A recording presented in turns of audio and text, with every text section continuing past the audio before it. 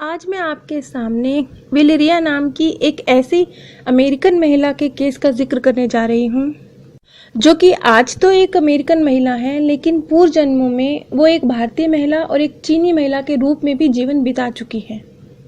और किस तरह से इनके ये सभी जीवन इनके आज के जीवन से भी जुड़े हुए थे और ये एक तरह से कड़ी दर कड़ी थे।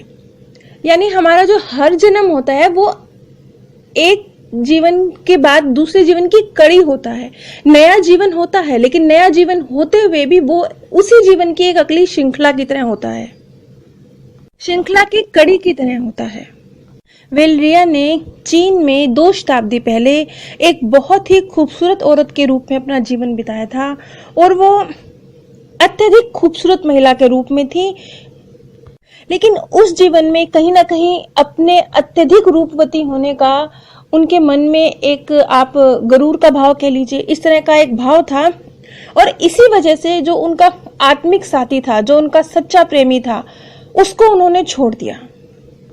और उसको छोड़ने की वजह सिर्फ इतनी थी कि वो उनके समान सुंदर नहीं था, और जो कि वो बहुत सुंदर महिला थी, तो हर व्यक्ति उनके अहं को पोषित करता था, उनको उनकी तारीफों के पुल बांधता था। और ये काम उनके आत्मिक साथी के थ्रू नहीं किया जाता था, यानी उनके झूठे अहंकार को पोषित करने का काम। और इसी वजह से उन्होंने अपने आत्मिक साथी को, जो कि चीन में एक समय में उनके पति के रूप में था, उन्हें छोड़ दिया और चीनी महिला के रूप में उन्होंने अपने आत्मिक साथी को छोड़कर एक अन्य व्यक्ति से विवाह कर लिया, जो कि उनके अहंकार को भरपूर पोषित करता था। उसके बाद जो वेलेरिया का नेक्स्ट जन्म था, उसमें वो एक भारतीय महिला के रूप में थी। वो एक भारतीय कबीले के सरदार की बेटी के रूप में थी। और इस जन्म में जबकि वो एक भारतीय महिला के रूप में थी, उनके पिता के द्वारा उनके ऊपर दबाव डाला गया कि वो उनके साथ वाले कबीले के सरदार के बेटे से विवाह कर ले। पुराने समय में इस प्रकार से रिश्तों को गांठकर राजनीतिक मकसदों को पूरा किया जाता था। ये विवाह भी कुछ इसी तरह से हुआ था, जबकि वो मन ही मन एक भारतीय सैनिक से प्रेम करती थी, जो कि उसी कबीले की सैनिक टुकड़ी का एक हिस्सा था। लेकिन उनका ये विवाह परवान नहीं चढ़ सका, इसलिए क्योंकि जो उनके पति थे उन्होंने उसे शारीरिक दृष्टि से नकार दिया। वो उसे पसंद नहीं करते थे। यानी राजनीतिक मकसदों को पूरा करने के लिए विवाह तो हो गया था, लेकिन उनके पति द्वारा उन्हें प्रेम नहीं मिला। और इस समय में, यानी भारतीय महिला के रूप में, जो उनके कबीले के ही सैनिक टुकड़ी का हिस्सा उनका प्रेमी था, वो पूर्व जन्म में उनका चीन का ठुकराया हुआ आत्मिक साथी था। यहाँ पर वो ये बात भी स्पष्ट कहती है कि उनके पास मौके थे। वो अगर चाहती, जब वो एक भारतीय महिला के रूप में थी, तो वो अपने सैनिक प्रेमी के साथ भाग सकती थी। उनके पास बहुत सारे ऐसे मौके उनके हाथ लगे थे जब वो भाग सकती थी, लेकिन वो नहीं भागी। लेकिन उनके मन से ये आवाज आ रही थी, उनके अंदर से कहीं से ये आवाज आई कि उन्हें अपने पिता के फैसले को मान लेना चाहिए और ये सब सह लेना चाहिए और अपने प्रेमी को छोड़कर अपने पिता के कहे अनुसार विवाह कर लेना चाहिए। ये जो परिस्थिति थी, इस सारी परिस्थिति को अब हम आत्मा लोक में एक अलग नजर से, एक आत्मा की नजर से देखते हैं, क्योंकि ये सारी जो परिस्थिति थी, ये एक इंसान की नजर से अभी तक हमने देखा कि ये इस प्रकार से हुआ। अब एक आत्मा लोक में जो आत्मा डिसीजन ले रही है अपने लिए, उस नजर से अब हम इस सारी परिस्थिति को देखते हैं। ये उस महिला की एक परीक्षा थी। हर मनुष्य में उस व्यक्ति को चोट पहुंचाने की अत्यधिक ताकत होती है जो आपसे प्रेम करता है। आप किसी दूसरे को इतनी चोट नहीं पहुंचा सकते जितनी आप उस व्यक्ति को पहुंचा सकते हैं जिससे आप प्रेम करते हैं। और ऐसे ही हम कई बार अपने आप को भी चोट पहुंचा सकते हैं, पहुंचाते ही हैं। हम अपनी ही वजहों से तो परेशान है, हमारे मन का ही तो सारा खेल है। एक चीनी महिला के रूप में जो जीवन उन्होंने जिया था, यहाँ पर ये जो मिथ्या अभिमान का, घमंड का, ये जो उन्होंने अपने अंदर संस्कार डेवलप कर लिया था, इसे बाहर निकलना था। अब एक बात और समझिए कि हम जब ये कहते हैं कि परमात्मा परिस्थितियां क्रिएट करते हैं किसी संस्कार को हमारे अंदर से फिनिश करने के लिए, उस गलत संस्कार को जो हमने ही अपने अंदर डेवलप किया है, तो इन परिस्थितियों को भी एक अलग अलग नजर से देखिए। क्यों? क्योंकि ये परिस्थितियां इतनी सरल सिंपल नहीं होती। जैसे कि कोई व्यक्ति चोरी यदि कर रहा है तो परिस्थितियां इतनी सरल और सिंपल नहीं होंगी कि वो पुलिस के डर से चोरी करने से रुक गया या कोई उसे देख रहा था इसलिए वो चोरी करने से रुक गया, तो ये संस्कार नहीं परिवर्तित हुआ। संस्कार कब परिवर्तित होता है? संस्कार तब परिवर्तित होता है जब अंदर से आवाज आती है कि चाहे मुझे कोई देखे ना देखे, चाहे पुलिस मुझे पकड़े ना पकड़े, लेकिन चोरी करके मैं किसी और की धन पर क्यों अपना हक जताऊं? ये चीज अंदर से आनी चाहिए। इस तरीके से ये कार्मिक अकाउंट क्लियर होते हैं, इस तरीके से संस्कारों में परिवर्तन होता है।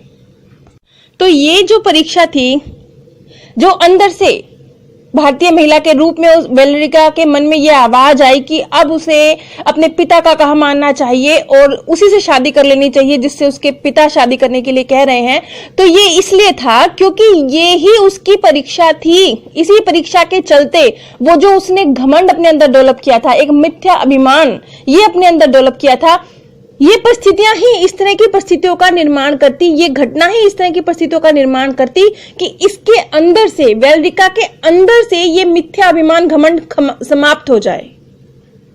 यदि आप अपने जीवन में एक लंबे अरसे तक किसी गलत व्यक्ति के साथ हैं, तो इसका ये अर्थ बिल्कुल नहीं है कि वो समय नष्ट हो गया जो आपने एक गलत व्यक्ति के साथ गुजारा। हो सकता है ये घटना, ये जो संबंध है आप दोनों का, ये पहले से ही तय किया हुआ हो। यहाँ पर जो भारतीय महिला के रूप में उनके पिता थे, उनके पिता जिन्होंने उनके ऊपर दबाव डाला कि उनको विवाह कर लेना चाहिए, दूसरे व्यक्ति से विवाह कर लेना चाहिए, तो जो उनके पिता का रोल प्ले करने वाली जो आत्मा थी, वो आत्मा वेलेरिका के आत्मिक समूह की मेंबर नहीं थी, बल्कि वो उसके जो समीप का समूह था, आत्मिक ग्रुप के साथ का जो समूह था, वो उसके मेंबर थी।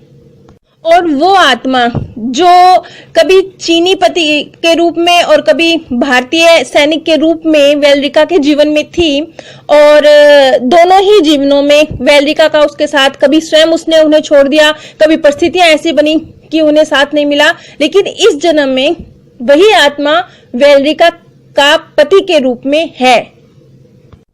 और वेलेरिका की आज की जो सबसे प्रिय उसकी मित्र है, जिसका नाम लिंडा है, वेलेरिका मन ही मन लिंडा को पसंद तो करती थी, लेकिन वो जब भी लिंडा को अपने पति के आसपास देखती थी तो असहज हो जाती थी। उसे अच्छा नहीं लगता था कि लिंडा, जो कि उसकी प्रिय सहेली है, वो उसके पति के आसपास रहे।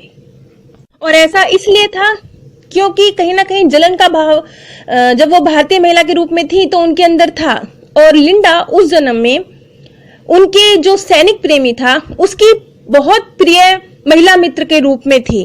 इसीलिए आज इस जन्म में जबकि वो उसके मित्र के रूप में है, लेकिन वो जो जलन का भाव है पता नहीं क्यों जागृत हो जाता है। लिंडा को, वो वेलेरिका को भी नहीं पता कि क्यों ये जागृत हो जाता है, लेकिन वो इसलिए जागृत हो जाता था कि उसकी आत्मा तो ये बात जानती है कि जो लिंडा है वो बहुत प्रिय करीबी मित्र रह चुकी है उसके पति की।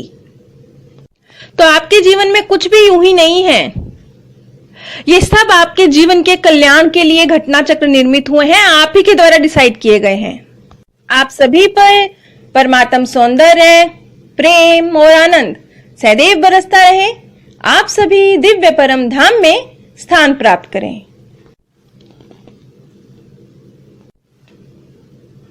आज मैं आपके सामने वेलेरिया नाम की एक ऐसी अमेरिकन महिला के केस का जिक्र करने जा रही हूँ, जो कि आज तो एक अमेरिकन महिला है, लेकिन पूर्व जन्मों में वो एक भारतीय महिला और एक चीनी महिला के रूप में भी जीवन बिता चुकी है। और किस तरह से इनके ये सभी जीवन इनके आज के जीवन से भी जुड़े हुए थे, और ये एक तरह से कड़ी दर कड़ी थे।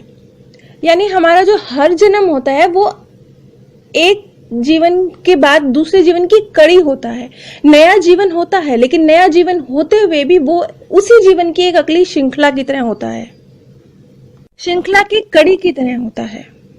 वेलेरिया ने चीन में 2 शताब्दी पहले एक बहुत ही खूबसूरत औरत के रूप में अपना जीवन बिताया था और वो अत्यधिक खूबसूरत महिला के रूप में थी।